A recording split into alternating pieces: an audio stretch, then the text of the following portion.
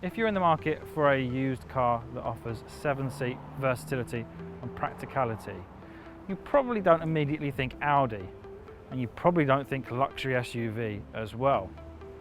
But the Audi Q7 is a car that offers 7 seats, it offers practicality, and it also offers comfort and refinement. It does come at a slight premium though. So we're going to find out today, is it worth paying that premium for one of these used Audi Q7s, specifically this second generation that you can find quite readily available on the used market.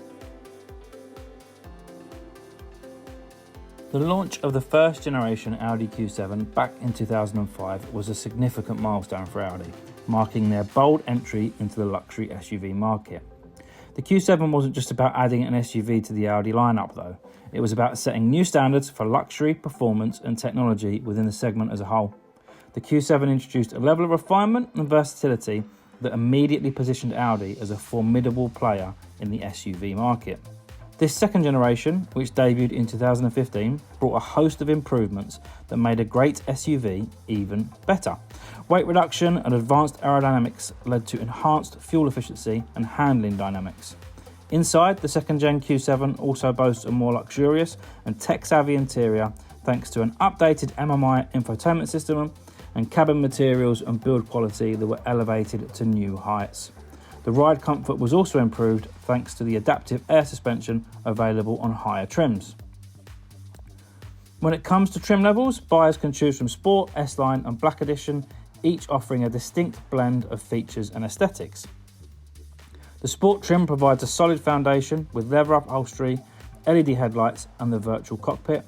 The S-Line adds a sportier edge with larger alloy wheels, sport suspension and S-Line styling cues, and at the top end you've got the Black Edition, which offers black exterior accents, 21-inch alloy wheels and an upgraded sound system. What's the interior of the Audi Q7 like? Well, it is everything you'd hope for, I think, from an Audi.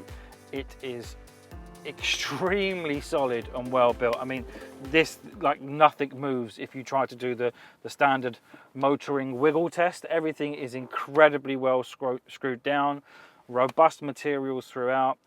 It's also got some really nice accents. I quite like the kind of brushed steel effect. It just lightens the cabin really quite nicely and just overall gives an impression of just kind of quality and premium materials throughout. It's a very well thought out setup overall. You've just got a nice mixture of things that are really kind of useful and easy to use. In terms of the dash, we don't have the virtual cockpit, which is available as an option, but we do have 2 analog dials and then a little digital screen in between the dials. You've got this pop-up infotainment screen, which, let's be honest, does look dated, especially when you compare it to something like an XC90, for example, which has a big portrait screen. It is beginning to look a little bit on the kind of old side compared to rivals, but it's effective. It's actually a good size, it's very clear, and it's very easy to use with this Audi MMI system. In some of the later Mark II Audi Q7s, the infotainment system changed and it was all touchscreen operation essentially, and a lot of the buttons disappeared, and many people actually prefer these slightly earlier versions of the Mark II where you've got the physical buttons to use. Those buttons are all very robust, very nice to touch, very tactile, plenty of feedback when you turn them. Everything you'd want to have quick access to is down the bottom here, so your heated seats, your climate controls, you've got a trackpad and wheel to use the infotainment system as well, and yeah, just overall it just screams quality. You've also got a couple of cup holders here. They are a little on the small side, you couldn't fit any large bottles in there. You have a 12-volt socket also, and a couple of USB ports within the armrest. There's plenty of space for a big bottle in the side of the door as well, but one thing I will say is that they're not actually lined, so if you put some loose items in there you may get a bit of noise as they roll around inside. Everything you touch within the Audi Q7 feels very nice. So you've got some soft touch materials up here for resting your arm on. You've got some very nice Alcantara inserts in the door there that are very nice to touch. The seats as well, with this mix of leather and Alcantara, are very comfortable in the S-Line. They are nicely supportive without being kind of too restrictive. One thing to bear in mind with the Audi Q7 is that yes, this is a premium car, it is luxurious, it is comfortable, but it's also practical. It is able to fulfill the duties of a family workhorse. So it's always worth checking that everything works as it's supposed to. There may well be scuffs and scrapes around the cabin from kids, dogs, in and out of the car. So it's always worth giving it a good once over. But what I will say is, due to the quality of the materials, it should hold up to that family battering really quite well. Onto the second row of the Audi Q7, and if I do have one complaint, it is that it is a little bit dark back here. That's down to a couple of factors. Firstly, we've got the tints on the windows, and secondly, we don't have a panoramic sunroof. If it was me personally, I would probably opt for a model with that pan roof, just to let some extra light into the back here, and you don't have to be worried about any concerns that the roof is going to eat into headspace, because there is plenty. I am just under 6'2", and I am very, very comfortable in the back here. I can fit nice and easily in the seat. This driver's seat is in my position, so it's pretty much all the way back, and I've still got plenty of knee room, plenty of space for my feet. I also like that in this middle row of the Audi Q7, you've got 3 individual chairs, all of which can slide and move independently of each other. So if you wanted some more boot space, you can move the seat forwards and open up some extra cargo area at the back there. You can also recline the seats, so it's really easy to get comfortable in the back here. Each one of these seats has Isofix anchor points for those child seats. You also have climate controls at the back here, so this has got 4-zone climate, and some air vents on the side as well as in the middle. There aren't any USB points, but beneath the climate controls you do have 2 12-volt sockets, so you can charge plenty of devices in this middle row of the Audi Q7. There's some decent space in the door pockets, and you've also got a central armrest that comes down here and opens out to have 2 further cup holders. So all in all, I would say it's a really, really practical space back here. There's lots and lots of room, lots of useful features, and also the seats are very, very comfortable. In the very rearmost seats of the Audi Q7, it's safe to say space is a bit more of a premium than it is in the middle row. I've had to move these seats as far forward as they will go just to get in the back here, and it's safe to say it's not the most comfortable experience. I do actually have some knee room, but my knees are really quite high up, and I'm having to slouch a little bit to make sure that my head's not against the roof. So I could hop in the back here for a very short journey, but I couldn't do any considerable amount of time. But what I will say is that the seats themselves are actually really quite comfy. They're not much different to the middle row seats, to be honest with you.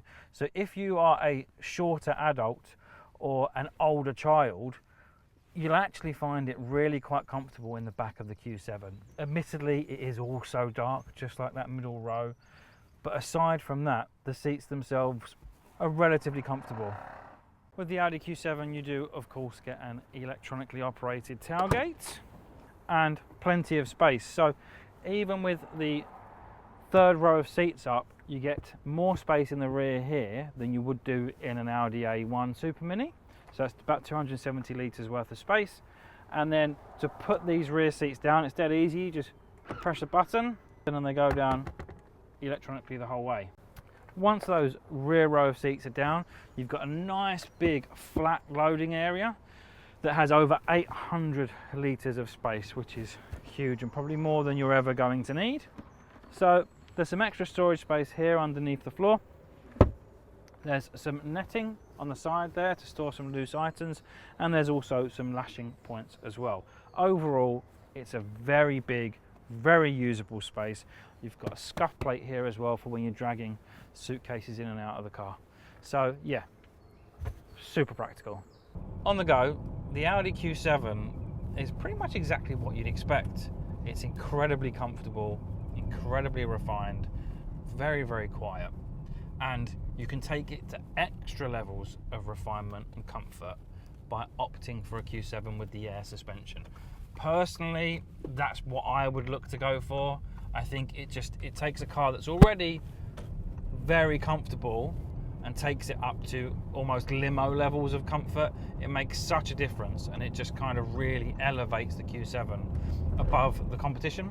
So yeah, if you can, definitely check out a Q7 with air suspension. The Audi Q7 is obviously a big car, and you do feel that at times whilst driving it, manoeuvring it around town, in a car park, down country lanes. You're going to notice the bulk of this car. It's impossible not to. But that's the same for any car in this segment, whether you're looking at an X5 or an XC90 or a VW Touareg, for example. They all feel their size around town. That they're big cars, it's unavoidable. If you want comfort and space, it's just something you're going to have to deal with. But once you get this car onto a motorway or out onto the open road, it just feels like a nice cruiser.